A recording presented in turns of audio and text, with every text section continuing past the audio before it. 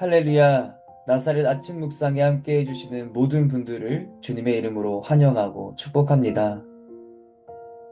오늘 우리가 함께 나눌 하나님의 말씀은 역대하 28장 1절로 6절까지의 말씀입니다.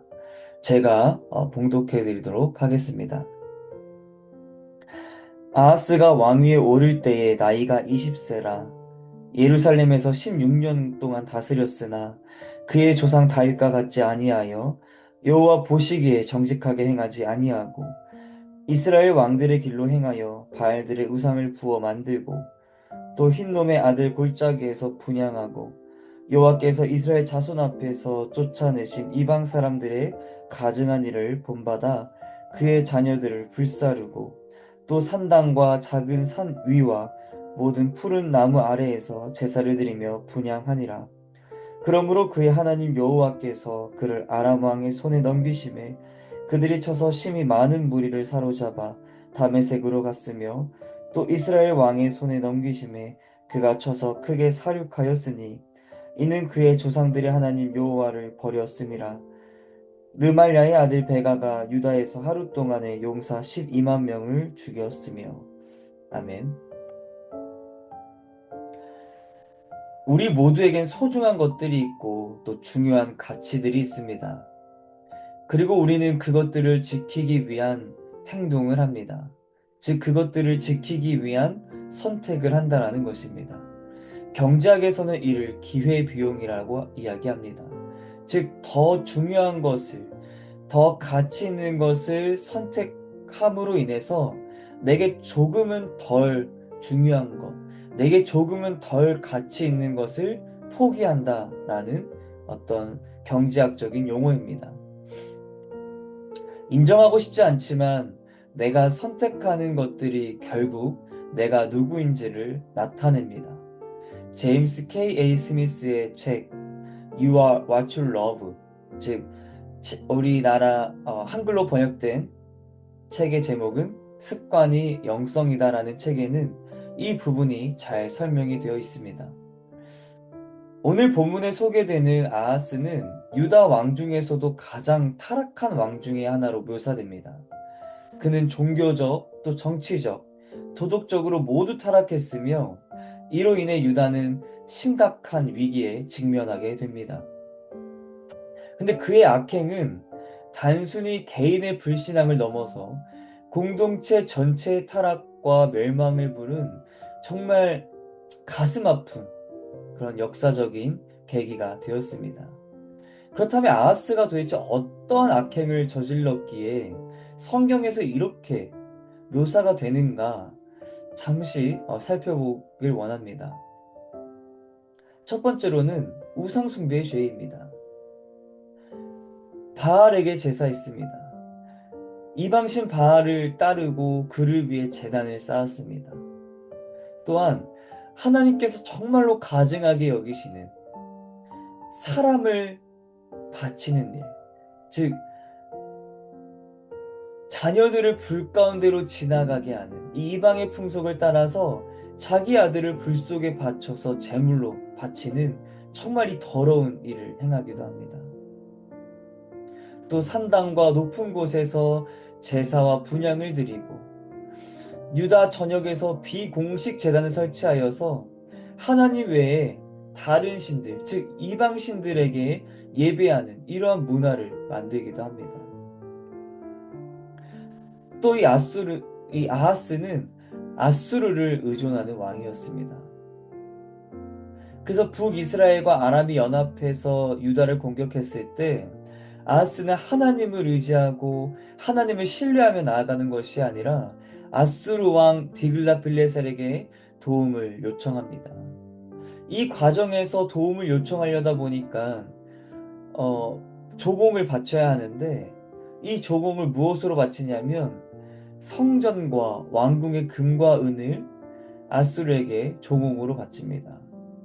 이렇게 아수르에게 의존하다 보니까 유다의 독립성은 사라지고 또 유일신 사상이었던, 즉 하나님만을 섬겼던 그 유일신 신앙까지도 훼손되게 됩니다. 또 세 번째로는 성전의 구조를 파괴하고 자기의 마음대로 재정비했다라는 것입니다. 다메섹에 있는 이방 제단을 보고 그 도안을 예루살렘으로 보내서 같은 것을 만들게 됩니다. 결국 여호와의 제단은 한쪽으로 치우고 자신이 만든 이방식 제단을 주 제단처럼 사용하는 정말 더럽고 악한 죄악을 하나님 앞에 행하게 됩니다. 더 나아가서 성전의 여러 기구들을 제거하거나 훼손하고 심지어 성전의 문을 닫아버림으로 인해서 공적인 예배 자체를 중단시키게 됩니다. 이런 왕의 우상 숭배와 배교는 온 나라에 악영향을 끼치고 백성들 또한 산당과 우상 숭배에 빠지게 됩니다. 이를 더 이상 참지 못하셨던 하나님께서는 이 유다를 이방 민족들에게 넘기십니다. 사실 이렇게 하나님께서 이 유다 백성을, 유다의 민족을 이방 민족에게 넘기신 이러한 모습은 하나님의 사랑이었습니다. 이런 징벌들 가운데에서 하나님께 회개하고 돌아오라고 사실 하나님께서는 외치는 것이었습니다. 하지만 이 아수르는 얼마나 악했냐면 이러한 모습들 가운데서 하나님께 회개하거나 하나님께 돌아가는 모습이 아니라 오히려 더 아수르를 의존하고 또 이방신들을 의지하면서 오히려 더 범죄하게 됩니다. 아하스의 이러한 악행들을 보면 아하스에게는 하나님이 전혀 중요하지 않았다라는 것을 알 수 있습니다. 그는 그저 자신의 성공과 부와 명예가 중요했던 사람입니다. 이 세상에서 자신의 권력을 가지고 즐기는 것이 중요했던 사람입니다. 자신이 가지고 있는 권력을 통해서 자신보다 약한 이들을 아우르는 것이 더 중요했던 사람임을 알 수 있습니다. 당장 눈앞에 보이는 이익을 쫓아 살았던 사람임을 우리가 알 수 있습니다. 그리고 그에 대한 하나님의 평가는 아하스는 하나님을 버린 왕이었다. 정직하지 않은 왕이었다라고 평가합니다. 다시 처음의 질문으로 돌아가길 원합니다. 여러분의 인생에 있어서 정말 중요한 것은 무엇입니까? 어떠한 가치를 지키기 위해서 선택하며 행동하십니까? 우리는 그 누구도 이 질문 앞에서 아하스의 악행으로부터 자유할 수 없습니다. 우리의 삶은 우상숭배로 가득 차 있습니다. 또 교만으로 가득 차 있습니다. 보이지 않는 하나님을 신뢰하고 믿음의 삶을 선택하기보다 당장 현실적인 문제 해결을 구합니다. 사람들의 평가가 너무나도 중요합니다. 이 땅에 힘 있는 자들에게 굴복하며 그들과 친해지길 원하고 그들의 모습을 본받길 원합니다. 더욱이 하나님의 경고를 듣지 않고 삶을 돌이키는 회개를 하지 않습니다. 교회는 점점 세상의 것들로 가득 채워져 갑니다. 세상의 가치와 세상의 문화와 세상의 노래와 세상의 건축 양식 등이 교회를 채워가지만 하나님을 경외하는 그 삶은, 하나님을 경외하는 그 마음은 점점 사라져 갑니다. 심지어 온라인 예배의 확산은 성전에서의 공적 예배와 성도들의 교제와 봉사와 희생을 감소시키고 있습니다.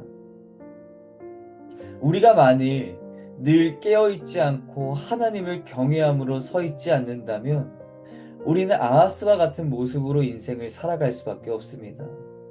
경건의 모양은 있으나 경건의 능력은 나타나지 않는 우리의 인생을 되돌아보아야 할 때입니다.